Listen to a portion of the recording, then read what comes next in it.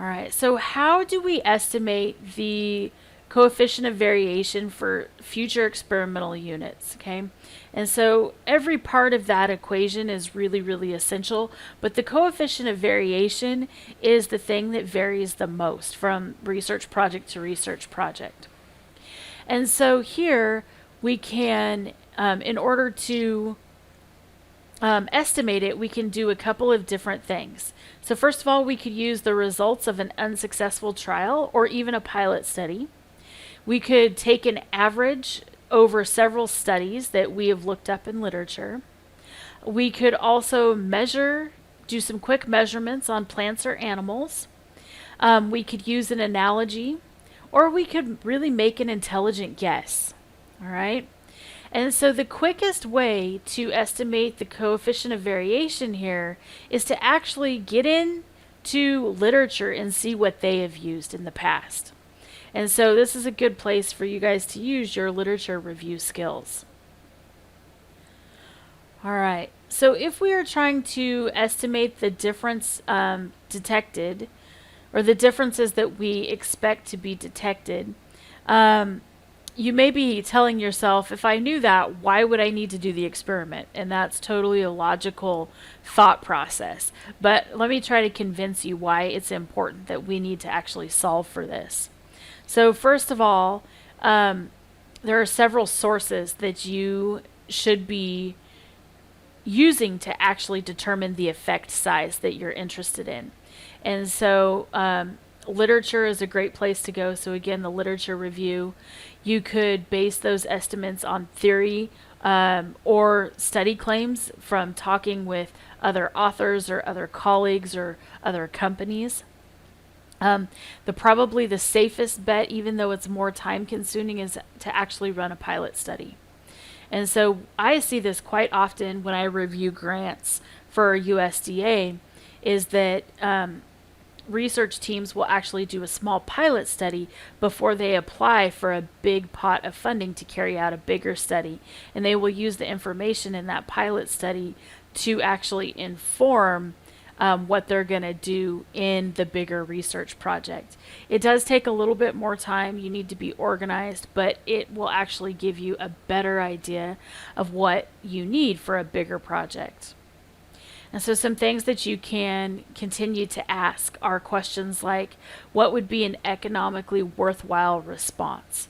Okay, so for example, I always go back to cattle, so I'm sorry about that, but it's just easy to visualize. If I was looking at, feeding two different byproducts to growing cattle, and at a year of age, I expected one treatment to weigh one weight and another treatment to weigh a bigger weight, if that is the treatment that we think will actually cause more weight gain. So the question is, what would be the difference between those two treatment mean weights that it would take for me to actually carry out the experiment? So if there's only going to be a difference between the two treatments of like 5 or 10 pounds, I'm probably not going to carry out the treatment. But if there's a difference of 20 to 50 pounds, you bet, because producers get paid on a per pound basis. And so once you get into those significant increases in pounds, it can really become economically profitable to feed a completely different diet. And so those are just some things that can help you set context for the effect size that you need or you should expect in a research study. And then another question to ask is, how big of a response is needed before the farmers or ranchers will actually adopt the new technology? And so these are all good questions to kind of keep in mind as you start to design a study.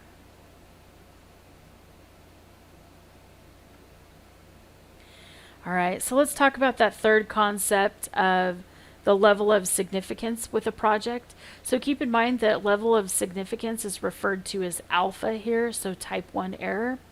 And so the difference between significance versus power really comes down to the amount of significance that it's going to take for us to actually determine that there is a difference if there is there one to detect.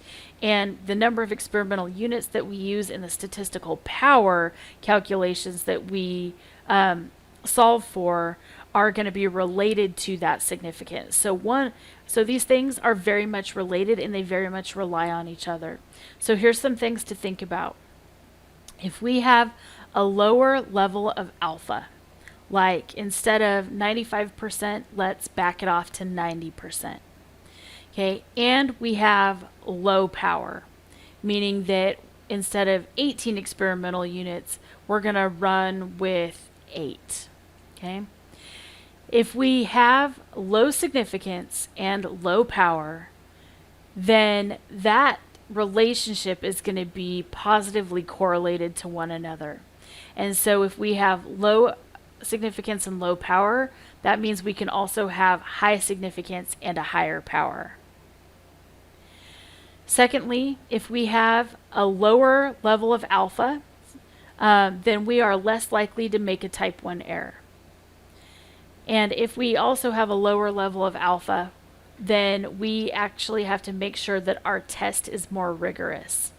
So that level that you set significance at, whether it's 95%, which is pretty normal, or if it's like in social sciences where it's down to like 90%, that becomes really important with how stringent you are in how you design the rest of the study.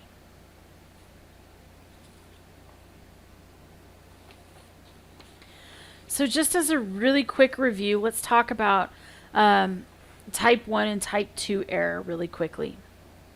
So a type 1 error is the risk that we are prepared to run that no effect exists.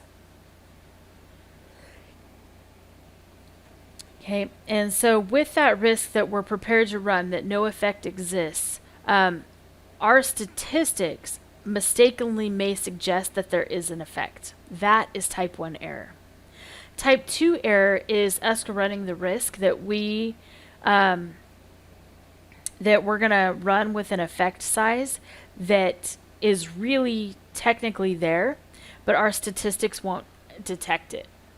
Okay, so a way to visualize this, which is a little less complicated than just thinking through the definitions, is to put it in the context of an example. So if our objective of our project was to determine if competition affects beetle size, we've got two scenarios. We've got what's going on out in the bigger population, so all beetles in the world, right? And then we've got the scenario that is happening with just our sample data, so the beetles that we are sampling in our study. And so whether we're in the world or we're out or we're in our study, we have two outcomes. Either competition does affect size or it does not affect size. And so if we detect in our study that competition has no effect on the size of these beetles, and that is something that actually occurs out in the bigger population, then that is where we get into type 2 error. Okay? If we have the results that competition does affect beetle size in our individual research study, but out in the greater population, competition really does affect size, okay, that is our correct conclusion. So our sample data detected what's actually happening in the bigger population. Okay, if we get into the situation where out in our study we detect that there's no competition effect, and we know that there's no competition effect out in the real world, that's a correct conclusion. We haven't committed any type of error. But if we determine in our sample research project, in our sample data, that competition does have an effect on beetle size, but out in the real world it really doesn't, then we've committed type 1 error. And so these are things that we have to keep in mind as we are trying to determine the significance. And so this goes back to those principles of experimental design and hypothesis testing where we first introduced type 1 and type 2 error. is that we can only really concern ourselves with what is happening and control type 1 error. So we're going to set the alpha level, we are going to set the effect size, we are going to affect the p-value at 95%. Okay? And so that is what we're going to control, and type 2 error is just going to fall wherever it falls. We can only control so much in this scenario.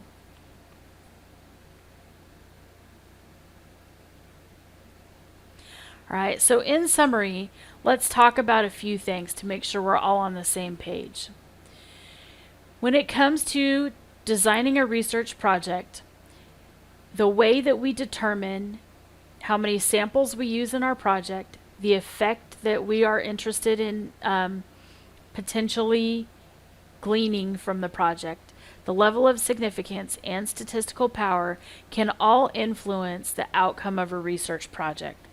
So because they all have the ability to influence that outcome, we have to take into account and make sure that we manage them well before we start a project. Sample size is the most neglected factor when it comes to research planning, but it's also the most costly. Okay, and it's the easiest to predict. We actually have a mathematical equation that we can run to determine how many experimental units we need per sample. Okay, so it's really easy to do a power calculation, so don't overlook that without running a power calculation.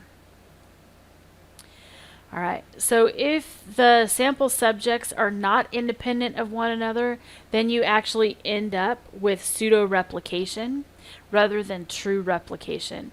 So making sure that your individuals are, or your experimental units are absolutely independent of one another and have the chance to yield data that is true and not affected by outside factors other than the treatment that you are applying is really important in this process. And when properly used, randomization can actually control for many sources of random variation. So that principle of experimental design, which was randomization, becomes really important in this whole statistical power process as well. And finally, one of the things that can really ruin a research project and cause it to not find any effect at all is haphazard sampling. So you want to make sure that you are doing random sampling and not haphazard sampling. And when we get to installing experiments, I'm going to explain more of what that is about. All right, so those are the big takeaways from this lecture. Hopefully you guys now have a really good understanding of power calculations, the equation that you're going to use, and the 4 different components that need to be investigated and managed before we move into designing and conducting a research project.